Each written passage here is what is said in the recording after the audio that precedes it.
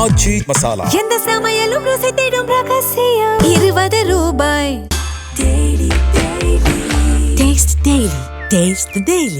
கூட்டணி கட்சிகள் கூட்டத்தில் அவர் என்ன பேச போகிறாரு, அவங்க கூடி பேசுகிறாங்க. பொது கூட்டம் கிடையாது, ஒட்டு மொத்தமாக திமுக கூடாரம் காலி. 2 மாதம் மேலே இவங்க எல்லாரும் திமுக கிட்ட இருந்தாங்க, இன்றைக்கி விசிக, இன்றைக்கி தாவேக்கா கிட்ட இருக்காங்க. தொடர்ந்து கதறிக்கொண்டிருக்கிற திமுகவுக்கு இது மேலும் கோபத்தை தான் உண்டாக்கும். எப்படியாவது அரசு கவிழ்ந்து விடாதா என்று திராவிட முன்னேற்ற கழகம் இயங்கி கொண்டிருக்கிறது. பெஞ்சமின் போய் திமுகவில் சேர்றாரு. ஆமாம், அதை பற்றி கவலையப்படலை ஸ்டாலின். ஆனால் விஜய் கிட்ட இருந்து அதிமுகலேருந்து போகும்போது மட்டும் ஏன் கதறாரு? அவங்க வந்து சுயவிருப்பத்தின் பேரில் வராங்க, இவங்க கட்டாயப்படுத்தி வராங்கன்ற ஒரு கூற்றை வைக்கிறாங்களே. எங்க குழந்தையா நீ யாராவது வந்து உங்ககிட்ட சொன்னாங்களா அறிவாலயத்தில் வந்து எங்களை கட்டாயப்படுத்திட்டாங்கன்னு சொன்னாங்களா? அதுவே பயம்தான் காரணம். அவங்கள எப்படியாவது செட்டில் டவுன் ஆகக்கூடாது, ஆட்சியை கவுத்தணும்னு துடியாய் துடிக்கிறது திமுக. சமீபத்தில் முன்னாள் முதல்வர் ஸ்டாலின் அவர்களும் செய்தியாளர் கேள்வி எழுப்புறாங்க, திருச்சி கிழக்கில் நீங்கள் நிற்க போறீங்களா அப்படின்றதுக்கு இல்லைன்னு சொல்லலை. அவர் பரிசீலனையில் இருக்குது அப்படிங்கும் போது ஒரு ஃபேர் பிளேயர் இறங்குறாரு அப்படின்னா இடைத்தேர்தல் ரொம்ப சுவாரஸ்யமாக தானே இருக்கும். சுவாரஸ்யமாக இருக்கும். தோத்துட்டாருன்னா எவ்வளோ அசிங்கமாயிடும். அடுத்த விஜய் அரசும் விஜயும் ஒட்டுமொத்த அரசு எந்திரமும் அங்கே போய் நிற்கும். விஜயே களத்தில் போய் நிற்பார் திருச்சி கிழக்கில். நீங்கள் புலம்புறதால எந்த பிரயோஜனம்? விஜய் இதில் எக்ஸ்பீரியன்ஸ் இல்லாமல ரொம்ப தெளிவாக. ஆமாம், எல்லாம் நீங்கள் பண்ணும்போது அவங்க பண்ண மாட்டேன். நீங்கள் நினச்சிக்கிறீங்க அவர் புதுசு, ஒன்றும் தெரியாது, குழந்த அரசியல்னு நினைக்கிறீங்க. இல்லை இல்லை இல்லை, எல்லாருக்கும் எல்லாம் தெரியும். உங்களுக்கு தான் எதுவும் எல்லாம் தெரிஞ்சதுன்னு நினச்சிக்காதீங்க. தோத்துட்டியா 6 மாதமாவது மௌனமாக இருக்கணும், வாய் மூடி இருக்கணும், எதிரியை வந்து ஆளை விடணும். தினம் பிரச்சனை, தினம் அறிக்கை, தினம் ஆர்ப்பாட்டம். ஒரு கட்டத்தில் வந்து முற்றிலும் மக்களே உங்களை தூக்கி எறிவார்கள். நீங்கள் நிறைய பேர் சொல்லி கேள்விப்பட்டிருக்கேன், திமுக காரன் தேர்தல்லாம் பம்பரமாக சொல்லுவாங்க. அதெல்லாம் அந்த கதை இப்போ கிடையாது. சொல்லவே தேர்தலில் திமுக பம்பரமாக சொல்வான்லாம் நான் சொன்னது உண்மைதான். இந்த தேர்தலில் விஜய்ன்ற சூறாவளி முன்னால் அந்த பம்பரம் எல்லாம் பறந்து போச்சு.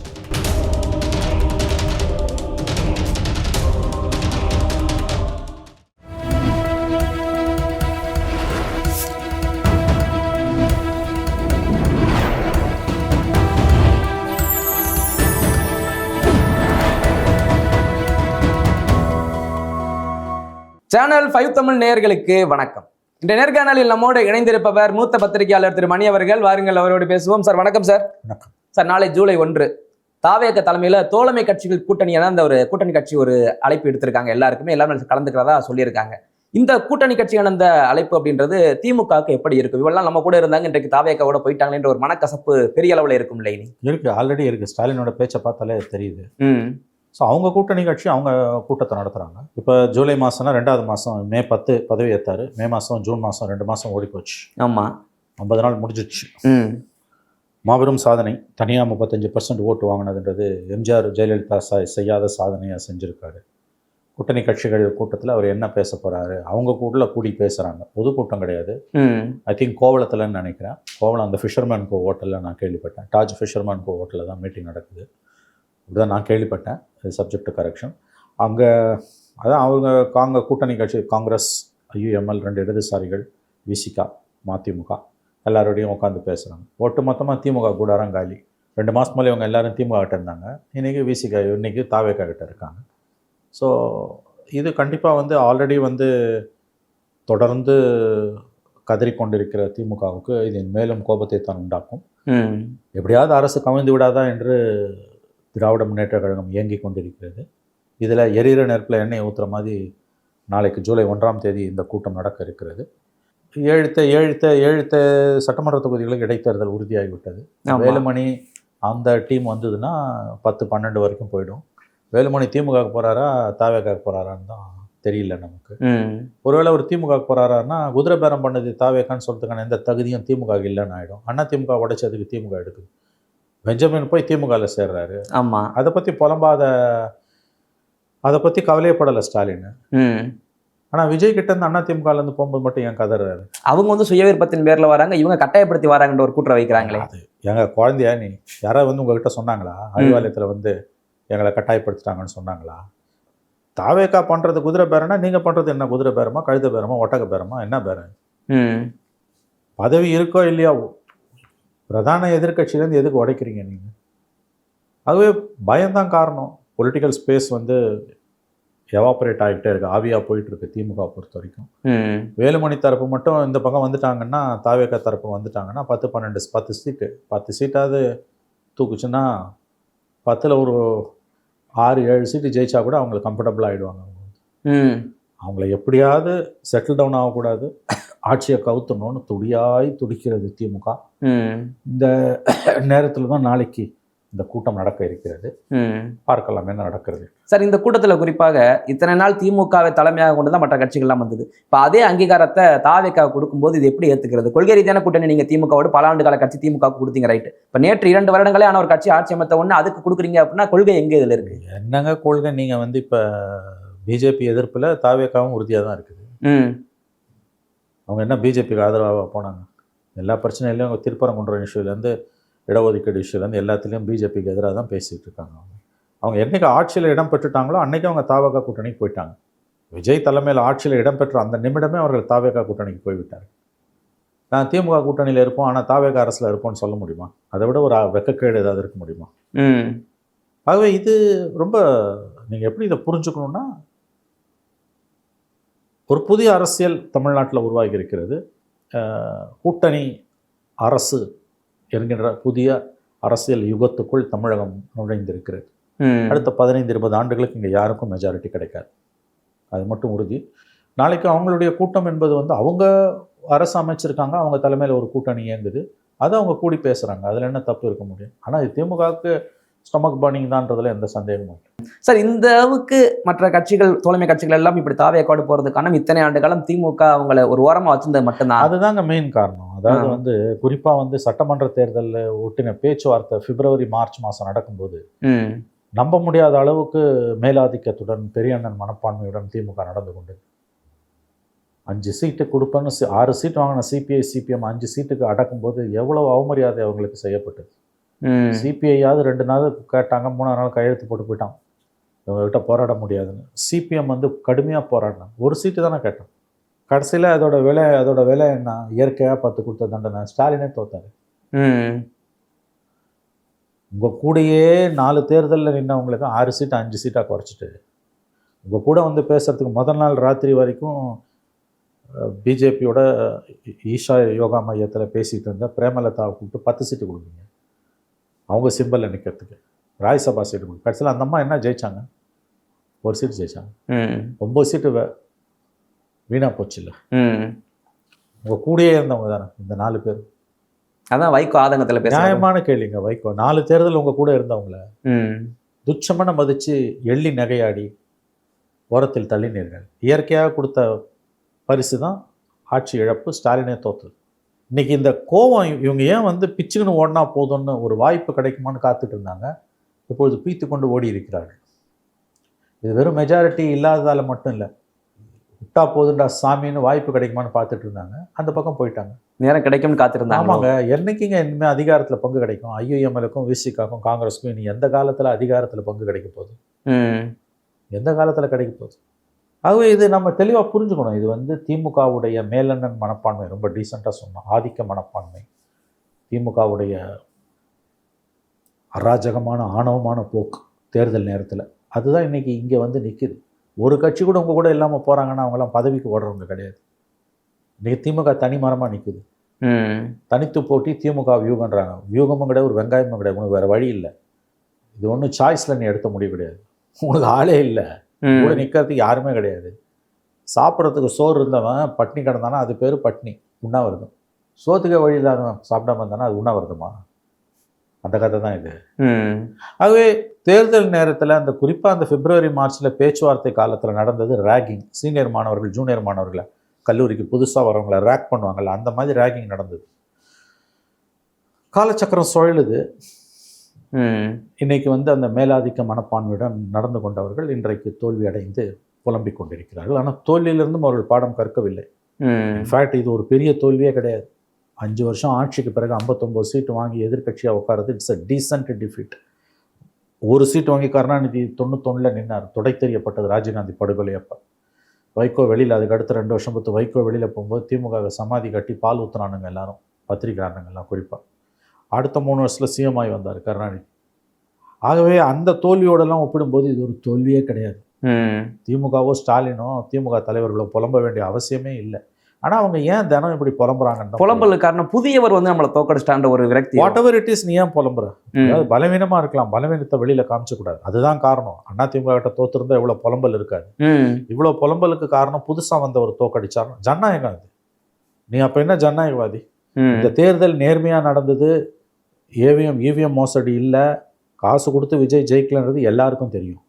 இந்த எலக்ட்ரல் ப்ராசஸில் மோசடி இல்லைன்றது எல்லாருக்கும் தெரியும். அப்படி இருக்கும்போது இந்த தீர்ப்பை ஏற்றுக்க வேண்டிய திமுக அதை ஏற்றுக்காமல் எதுக்காக வந்து இவ்வளோ தூரம் புலம்புது? நீங்கள் புலம்பி எந்த பிரயோஜனமும் இல்லை சார். உங்கள் பிரச்சனையே இன்றைக்கி என்ன? திராவிட முன்னேற்ற கழகத்தோட பெரிய பிரச்சனை, அடிப்படை பிரச்சனை என்ன இன்னைக்கு? இந்த தேர்தல் முடிவுகளை திராவிட முன்னேற்ற கழகம் ஏற்றுக்கொள்ள மறுக்கிறது, மனம் ஏற்க மறுக்கிறது. குறிப்பாக விஜய் சிஎம் ஆனதை மனம் ஏற்றுக்கொள்ள மறுக்கிறது. அதனால தான் இவ்வளவு புலம்பல். ஒன்று ஞாபகம் வச்சுக்கோங்க, நீங்கள் ஒத்துக்கிட்டாலும் ஒத்துக்காட்டியும், உங்களுக்கு பிடிச்சாலும் பிடிக்காட்டியும், நீங்கள் ஏற்றுக்கிட்டாலும் ஏற்றுக்கா இருந்தாலும் விஜய் தான் சிஎம். இதை புரிச்சுக்கோங்க. நீங்கள் தோத்துட்டீங்க, உங்கள் தலைவரே தோத்துட்டார். எதிர்கட்சி 5 வருஷம் இருங்க, ஆக்கப்பூர்வமாக இருங்க. தினம் பிரச்சனை, தினம் ஆர்ப்பாட்டம்னா மக்கள் மன்றத்திலிருந்து நீங்கள் நிரந்தரமாக தூக்கி எறியப்படுவீர்கள். அதை நோக்கி தான் போகுது இது. இது நடுப்புற கவிழ்க்கிற முயற்சி எல்லாம். அதெல்லாம் ஏதாவது முயற்சி பண்ணாங்கன்னா இப்போ இருக்கிறதும் போயிடும். சார், இப்போது தாவேகாவுக்கு 107 தான், அவங்க தனியாக இருக்கிறது. இன்னும் ஒரு 11 இருந்தால் தனி மெஜாரிட்டி. அப்படிப்பட்ட சூழ்நிலையில் இன்னும் 11 தேவை அப்படிங்கும்போது இப்போ 7 காலி ஆயிடுச்சு. இன்னும் ஒரு 4 இருந்தால் போதும். ஸோ இந்த இடத்துல திமுக என்ன விமர்சனம் வைக்கலாம்? தாவேகா வந்து குதிரை பேரத்தில் தான் ஈடுபடுது அப்படின்ட்டு அழுத்தி சொல்ல காரணம் என்ன? ஒரு கட்சியே கரைக்கிறாங்க, அதிமுக கட்சியை கரைச்சு கொண்டு போயிட்டு இருக்காங்களே அப்படின்னு இவங்க அக்கறைப்படுறாங்களே. எதுவோ நனைதேன் எதுவோ அழுதுதான், ஆடு நனைதேன் எதுவோ அழுது இல்லை, அந்த கதை தான். நீங்கள் அண்ணா திமுக இழுக்கிறீங்களா? அதுக்கு என்ன பேர்? பெஞ்சமின் எல்லாம் எதுக்கு சேர்த்தாரு இவர் ஸ்டாலின்? சார், இது வந்து ராஜினாமா பண்ணுறதை யாராலையுமே தடுக்க முடியாது, அதை ஞாபகம் வச்சுக்கோங்க. ஜெயிச்சவன் அதே பதவியோட எதிர்க்க ஆளுங்கட்சிக்கு போனால் அதுதான் சட்டம் தடுக்குது. ராஜினாமா பண்ணிட்டு மக்கள்கிட்ட தான் போகிறான், அங்கே தோக்கடியவனை. இதை குதிரை பேரன்னு சொல்ல முடியாது. என்னை பொறுத்த வரைக்கும் ராஜினாமா பண்ணுறத பெரிய அளவில் யாராலையும் தடுக்கவும் முடியாது, அது தப்பும் கிடையாது. என்னை பர்சனலாக கேட்டிங்கன்னா எத்தனை தடவை வேணால் ஒருத்தன் ராஜினாமா பண்ணலாம். அவன் உண்மையிலேயே துட்டு வாங்கிட்டான், நீ நம்புறியா? காம்ப்ரமைஸா? மக்கள் மன்றத்தில் போய் தோக்கடி. நீ அதை விட்டுட்டு புலம்பி எந்த பிரயோஜனமும் கிடையாது. இப்போ 2/3 இருந்ததுன்னா நீ வந்து மெஜாரிட்டி ஸ்பிளிட் இல்லைன்னு சொல்லலாம். 2/3 வரல, 32 பேர் வந்திருக்கணும் 47, 25 பேர் வந்ததால தான் அந்த முயற்சி கைவிடப்பட்டது. இன்றைக்கி எல்லாம் பிட்டாக ராஜினாமா பண்ணுறான். ராஜினாமா பண்ணுற பெரிய ஆளுங்கள்லாம் நாளைக்கு தாவேகா எம்எல்ஏ ஆனாங்கன்னா திமுகவும் அவங்க கட்டுப்பாட்டுக்குள்ளே எடுப்பாங்க, திமுகவில் வந்து அவங்க ஆள் பிடிப்பாங்க. அதனால தான் விஜய் அவங்க எல்லாரையும் இப்போ இழுக்கிறாரு. எம்ஆர் விஜயபாஸ்கர்லாம் வந்தாங்கன்னா கரூர் சுற்று வட்டார பகுதிகளில் திமுகவை எப்படி சமாளிக்கிறதுன்றது அவங்களுக்கு தெரியும். இது பாலிடிக்ஸ் சார், புலம்பி எந்த பிரயோஜனமும் கிடையாது சார், அதை ஞாபகம் வச்சுக்கோங்க. நீங்கள் புலம்புறதால எந்த பிரயோஜனமும். விஜய் இதில் எக்ஸ்பீரியன்ஸ் இல்லாமல் ரொம்ப தெளிவாக. ஆமாம், எல்லாம் நீங்கள் பண்ணும்போது அவங்க பண்ண மாட்டேன். நீங்கள் நினச்சிக்கிறீங்க ஒரு புதுசு ஒன்றும் தெரியாது குழந்த அரசியல்னு நினைக்கிறீங்க. இல்லை, எல்லாருக்கும் எல்லாம் தெரியும். உங்களுக்கு தான் எதுவும் எல்லாம் தெரிஞ்சதுன்னு நினச்சிக்காதீங்க. அந்த எண்ணத்தில் தான் திமுக வந்து இந்த தோல்வியை ஏற்றுக்கவே மறுக்குது. அவங்களோட ஒவ்வொரு நாளும் அவங்க நடத்துக்கிற முறையை பார்த்தா இன்றைக்கும் அவங்க ஆளுங்கட்சின்ற கோதால அந்த நினப்பில் தான் அரசியல் பண்ணிக்கிட்டு இருக்காங்க. அதெல்லாம் மக்கள் ஏற்றுக்க மாட்டாங்க சார். தோத்துட்டியா 6 மாதமாவது மௌனமாக இருக்கணும், வாய் மூடி இருக்கணும், எதிரியை வந்து ஆளை விடணும். தினம் பிரச்சனை, தினம் அறிக்கை, தினம் ஆர்ப்பாட்டம். ஒரு கட்டத்தில் வந்து முற்றிலும் மக்களே உங்களை தூக்கி எறிவார்கள். நான் இப்பயும் சொல்கிறேன், இந்த தோல்வி திமுக ஒன்றும் பெரிய தோல்வி கிடையாது. ஆண்டு விட்டு 135 சீட்டோட 5 வருஷம் முழுசாக ஆண்டு ஆட்சி செய்து விட்டு 59 சீட் வாங்கி தேர்தலில் தோற்பது என்பது ஒரு டீசென்ட், ஒரு கண்ணியமான தோல்வி. ஒரு சீட் வாங்கி கருணாநிதி உட்காந்துருந்தார் அவர் போல சபைக்கு. அதுவும் வைகோ அடுத்த 2 வருஷம் வெளில போய் 9 மாவட்ட செயலாளரோட வெளியேறும்போது திமுக சமாதி கட்டினானுங்க, பால் ஊற்றுனானுங்க. புதைச்ச இடத்துல பால் ஊற்றி மரம் முளைச்சிச்சுன்னு நக்கலாக பேசுவானுங்க அந்த காலத்தில். 93 நீங்கள்லாம் பிறந்திருக்க மாட்டீங்க. அடுத்த 3 வருஷத்தில் ஒரு சிஎம் ஆனார். அவங்க பார்க்காத வெற்றியும் கிடையாது, அவங்க பார்க்காத தோல்வியும் கிடையாது. இந்த ஸ்டாலினே சொல்கிறார். ஆனால் தோத்தப்பெல்லாம் இந்த மாதிரி கலைஞர் புலம்புனது கிடையாது, இப்படி அவர் ஒருபோதும் புலம்பியது கிடையாது. ஏன் புலம்புறீங்க? ஆனால் மற்ற தோல்விகளை விட இது வித்தியாசமான தோல்வி. இனிமேல் அடுத்த 15-20 ஆண்டுகளுக்கு யாருக்கும் 118 தனி மெஜாரிட்டி சத்தியமாக கிடைக்க போவதில்லை, எழுதி வைத்துக் கொள்ளுங்கள். யாராக இருந்தாலும் கூட்டணி அரசு தான் இனிமேல் இந்த கூட்டணி கட்சிகளுக்கு தான் மவுசு. கண்டிப்பாக கூட்டணி அரசு என்கின்ற புதிய அரசியல் யுகத்துக்குள் தமிழகம் நுழைந்து விட்டது. அது அண்ணாமலைலாம் வராரு, விஜயை பிடிக்கலைன்னா மறுபடியும் அண்ணாமலை மாதிரி புது பிளேயர்கிட்ட போமே ஒழிய திமுகவுக்கு போகாது.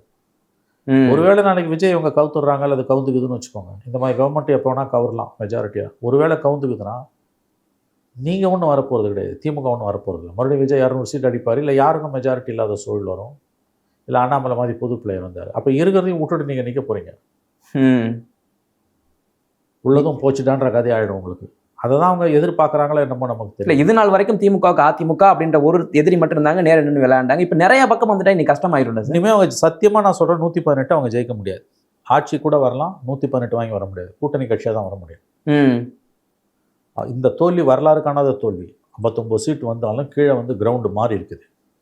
ஒழுங்காக இருந்தாங்கன்னா 5 வருஷம் கூட்டணியோட உட்காரலாம். அவங்க பண்ணுற காரியம்லாம் வந்து மக்கள் மத்தியில் வந்து வெறுப்பை தான் உண்டாக்குது. போய் நீங்கள் வந்து கவர்மெண்ட்டை கவுக்குற வேலையில் ஈடுபடுறீங்க அப்படின்னா மக்கள் ஏற்றுக்க மாட்டாங்க. சார், குறிப்பாக அந்த 7 இப்போ காலியாக இருக்குது. இதில் முக்கியமாக திருச்சி கிழக்கு பார்க்கும்போது சமீபத்தில் முன்னாள் முதல்வர் ஸ்டாலின் அவர்களும் செய்தியாளர் கேள்வி எழுப்புறாங்க, திருச்சி கிழக்கில் நீங்கள் நிற்க போகிறீங்களா அப்படின்றதுக்கு இல்லைன்னு சொல்லலை, அவர் பரிசீலனையில் இருக்குது அப்படிங்கும்போது ஒரு ஸ்டார் பிளேயர் இறங்குறாரு அப்படின்னா இடைத்தேர்தல் ரொம்ப சுவாரஸ்யமாக தானே இருக்கும். சுவாரஸ்யமாக இருக்கும். தோத்துட்டாருன்னா எவ்வளோ அசிங்கமாயிடும். மீண்டும் தோல்வினா அது அசிங்கங்க. அது நீங்கள் வந்து ஜெயலலிதாலாம் இடைத்தேர்தலில் தேர்தலில் தோத்த பெரிய தலைவர்கள் அடுத்த 5 வருஷம் வெயிட் பண்ணுவாங்க, இடைத்தேர்தலில் போய் நிற்க மாட்டாங்க. ஜெயிச்சிட்டிங்கன்னா ஓகே, தோத்துட்டீங்கன்னா யோசிச்சு பாருங்க எப்படி இருக்கும். அது விஜய் அரசும் விஜயும் ஒட்டுமொத்த அரசு எந்திரமும் அங்கே போய் நிற்கும். விஜயே களத்தில் போய் நிற்பார் திருச்சி கிழக்கில். அப்போ யோசிச்சு பாருங்க உங்கள் கதை என்ன. ரெண்டாவது, கூட்டணி கட்சி எல்லாரும் சேர்ந்தே குளத்தூரில் தோத்தீங்க. ஒரு கூட்டணி கட்சி உங்க கூட கிடையாது. குளத்தூரில் தனி மரமாக தான் நிற்க போறீங்க இல்லையா? இந்த கூட்டணி கட்சி பூரா தாவேக விட இருப்பான். நான் கூட்டணி கட்சியெலாம் உங்களுக்கு வேலை செய்வானா? இல்லை அதுக்கு வாய்ப்பு இருக்கா? உங்களை கேட்குறேன். வாய்ப்பு இல்லை. எப்படி இருக்க முடியும்? கூட்டணியில் அந்த வன்னியரசு மந்திரியை வச்சுட்டு திரும்ப வந்து உங்களுக்கு கேம்பெயின் பண்ணுவாரா? ஐயுஎம்எல் உங்களுக்கு கேம்பெயின் பண்ணுமா? விஜய் அரசை வெளியிலேருந்து ஆதரித்து 2 இடதுசாரிகள் உங்களுக்கு கேம்பெயின் பண்ணுவாங்களா? வைகோ வருவாரா? போன தேர்தலில் இத்தனை பேர் இருந்து தானே தோத்தீங்க, இப்போ அத்தனை பேரும் இல்லைன்னா எப்படிங்க? எனக்கு தெரியல, அவர் நிற்க மாட்டாருன்னு தான் நான் நம்புகிறேன். ஒருவேளை போட்டி போடுறாருன்னா அது ரொம்ப ஆபத்தானது. ஆனால் பலம் மிகுந்த போட்டியாக இருக்குமா சார்? நீங்கள் நிறைய பேர் சொல்லி கேள்விப்பட்டிருக்கேன், திமுக காரன் தேர்தல்லாம் பம்பரமாக சொல்லுவாங்க. அதெல்லாம் அந்த கதை இப்போ கிடையாது. தேர்தலில் திமுக பம்பரமா சொல்வான்லாம் நான் சொன்னது உண்மைதான். இந்த தேர்தலில் விஜய்ன்ற சூறாவளி முன்னால அந்த பம்பரம் எல்லாம் பறந்து போச்சு. சூறாவளி முன்னாடி எதுவுமே நிக்கல. திருச்சி கிழக்கில் போய் அவங்க வந்து ஒட்டுமொத்த அரசு எந்திரமும் விஜயும் அங்கதான் நிற்பாங்க. ஸ்டாலின் நிற்கிறாருன்னா மற்ற தொகுதி கூட விஜய் ஒரு தடவை போனார்னா இங்க ஒரு 10 தடவையாவது போவார் திருச்சிக்கு. தெருவா போவார். இப்போதானே சார் போட்ட மை கரை முழுசா கரையில். ஆமா, ஜனங்க அதுக்குள்ள மனசு மாதிரி உங்களை குத்திடுவாங்களா? ஆபத்தான முயற்சி. அப்படிலாம் பண்ணாங்கன்னா ரொம்ப ரொம்ப ஆபத்தான முயற்சி. இது எப்படி எவ்வளவு பெரிய மாற்றம்? ஒரு அதாவது இவ்வளவு இந்த தேர்தல் முன்னாடி வரைக்கும் திருச்சினாலே நேருன்ற முகம் இருக்கு, அங்கெல்லாம் அவள் சீக்கிரம் வெல்ல முடியான்னு சொல்லிட்டு இருந்தேன். நம்மளே இன்னைக்கு நேருவே வென்றதே மிகப்பெரிய ஒரு சாதனை. ஒரு மிக குறைவான வந்து கஷ்டப்பட்டு தாங்க ஜெயிச்சிருக்காரு. அவர் ஒன்றும் ஸ்வீப் எல்லாம் பண்ணலங்க. ஆடி காலத்துல அம்மியா பிறக்கும், அதே மாதிரி நேரு தப்பிச்சுக்கிட்டாரு. இடைத்தேர்தல் இருந்தால் நேருவே தோத்துருவார், எழுதி வச்சுக்கோ. கண்டிப்பா தோத்துருவாரு. திருச்சி கிழக்கு நான் கேட்குறேன், நீங்கள் வந்து இப்போ ஜெயிச்சு சட்டமன்றத்துக்குள்ளே போறீங்கன்னா கூட வந்து என்னங்க உள்ளால போய் பெருசாக நீங்கள் பண்ண முடியும்? நான் கேட்குறேன்.